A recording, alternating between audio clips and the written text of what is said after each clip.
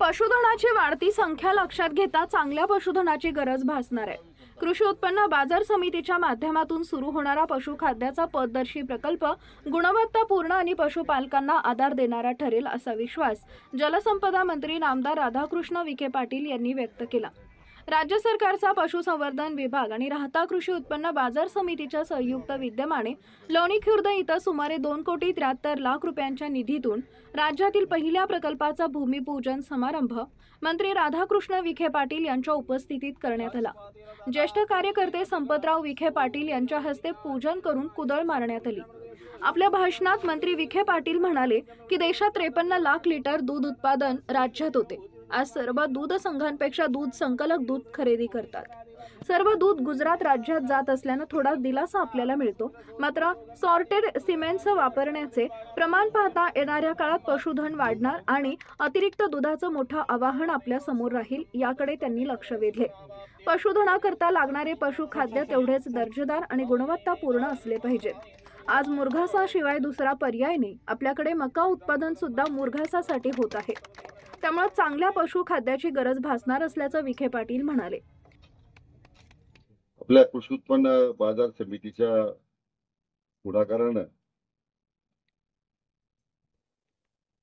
आपल्या पशुसंवर्धन विभागाच्या समन्वयाने उभारण्यात येणाऱ्या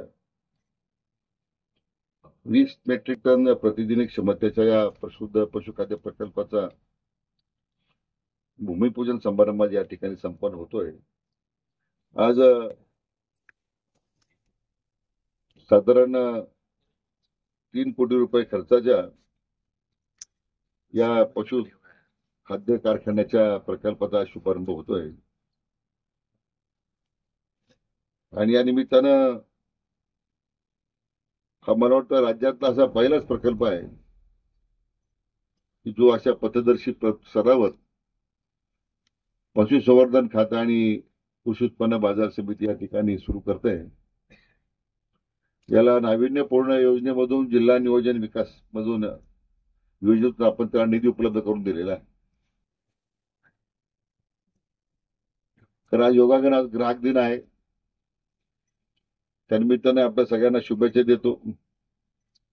आणि शेतकरी सुद्धा ग्राहकच आहे, म्हणून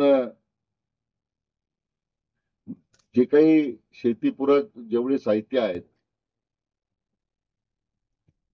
ते सर्व साहित्य कमी खर्चात कसं उत्पादन होईल या दृष्टीने खरं आपल्या सगळ्यांनी जे व्यवसायाशी जोडलेले आहेत त्यांनी प्रयत्न करण्याची आवश्यकता आहे। आज दुग्ध व्यवसाय वाढत चाललेला आहे। आज देशामध्ये सगळ्यात जास्त दूध निर्मिती जर कुठं होत असेल देशामध्ये बोलतो मी, आपल्या नगर जिल्ह्याचा अहिल्यानगरचा पहिला क्रमांक आहे।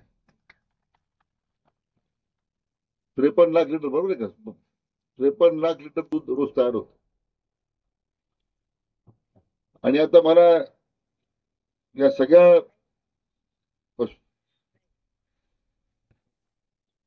दूध निर्मितीच्या बरोबर एक गुणवत्ता अशा प्रकारचं पशुधन तयार झालं पाहिजे। म्हणून खरं जे प्रयत्न व्हायला पाहिजे ते आपण मागच्या काही 2 वर्षामध्ये सुरू केलेत। सुमारे 8 कोटी रुपये खर्च करून आपण एम्ब्रियो ट्रान्सप्लांट लॅब लोणीला आपण बांधतोय। पशुसंवर्धन मंत्री असताना त्याला मंजुरी दिली, त्यामुळे माझ्या जिल्ह्यात एकमेव लॅब आहे नाशिक विभागामध्ये पहिली आहे। तिला 8 कोटी रुपये मंजूर केले। त्यामुळे अतिशय दर्जेदार अशा प्रकारचं पशुधन तयार होण्यामध्ये या नवीन तंत्रज्ञानाच्या आधारे एक चालना आपण देण्याचा प्रयत्न केलेला आहे। आज मुरघासाचं प्रमाण हे दिवसेंदिवस आता शेतकऱ्याला तेवढाच पर्याय आहे दूध उत्पादनामध्ये, आणि सगळा किफायतशीर आणि सोपा पर्याय तेवढाच आहे। काही लोकांनी मला आठवतं की मला भेटतात, आम्ही काही लोकांनी मका फक्त मुरघासाकरता तयार केले, म्हणजे एकरी एवढे पैसे मक्याचे ते मुरघासावर विकायचे। तो एक नवीन व्यवसाय त्यानिमित्तानं काही शेतकरी बांधवांनी सुरू केला, चांगली गोष्ट आहे। कोणत्या ना कोणत्या मार्गाने शेतीला शेतीपूरक अशा प्रकारच्या व्यवसायामध्ये त्यामध्ये काम करण्याचा आपला प्रयत्न आहे. राहता बाजार समितीनं केलेल्या कामाचं कौतुक करून भाजी मार्केटमध्ये मागील 3 महिन्यात 3 कोटी रुपयांची झालेली उलाढाल तसेच येणाऱ्या काळात शेती उत्पादित माल आणि फुलांसाठी कोल्ड स्टोरेज उभारण्यात येणार आहे. याचा लाभ तालुक्यातील फूल उत्पादक शेतकऱ्यांना होईल.